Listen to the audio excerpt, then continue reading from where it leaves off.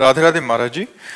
महाराज जी, हम अपना जीवन साथी स्वयं चुने और शादी होने तक पवित्रता के साथ रहें तो क्या ये गलत है या सही? बहुत सुंदर है, बहुत सुंदर है। दोनों शादी जब तक ना हो तब तक ब्रह्मचर्य से रहें, पर माता पिता का आशीर्वाद जरूर ले, माता पिता की अनुमति जरूर।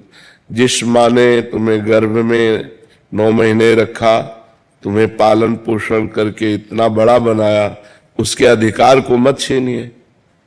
दोनों उन माँ पिता के चरणों में झुकिए कि हमने दोस्ती कर ली है और हम दोनों आजीवन के लिए पाणी ग्रहण करना चाहते हैं। आपकी अनुमति, आपका आदेश, आपका आशीर्वाद चाहिए, इतना जरूर करना चाहिए।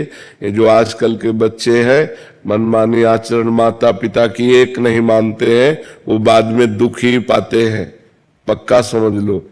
जब हमारे पुराने समय में किसी का पाणी ग्रहण होता था तो गांव भर के देवता पूजे जाते थे, बड़े बुजुर्गों की पूजा की जाती थी, सबका आशीर्वाद लिया जाता था कि हमारा पाणी ग्रहण संस्कार आजीवन मंगलमय चले। और आजकल क्या है, न माँ की मानना न पिता की मानना, आज इस लड़के से बेविचार, कल उस लड़के से बेविचार, और फिर शादी और फिर ब्रेकअप और फिर डिवोर्स, यही सब चल रहा है। और क्या चल रहा है?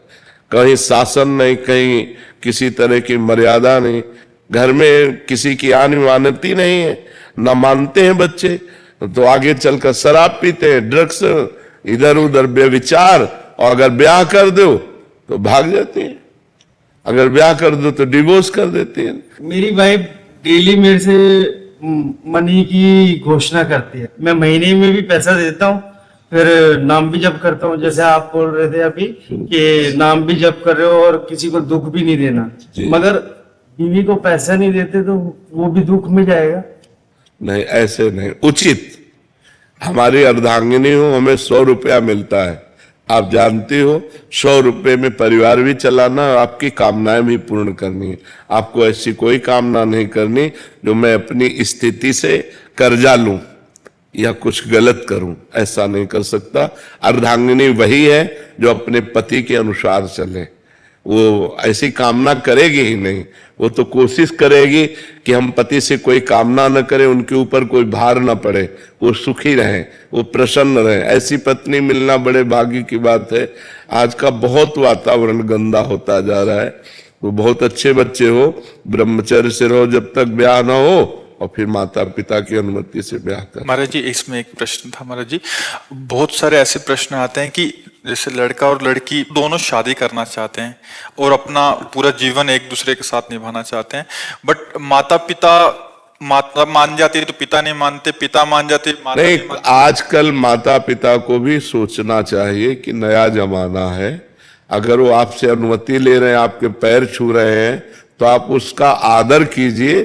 ज्यादा बड़े वाले बन करके बात करोगे तो फिर अपमान भी हो जाएगा, आपकी बात नहीं मानेंगे। वो बच्चे हैं, नौजवान हैं, तो थोड़ा सा देख लीजिए।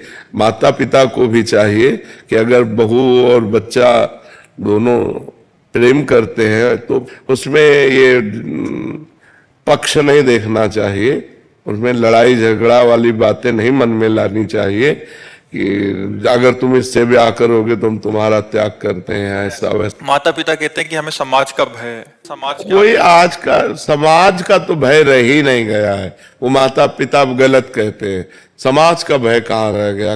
पूरे गांव में अगर एक आदमी शराब पी के आता था तो जूती आया जाता था, आज घर घर शराब रखी है, और अगर आपके घर में शराब नहीं है और ये सब नहीं है तो कोई आता भी नहीं।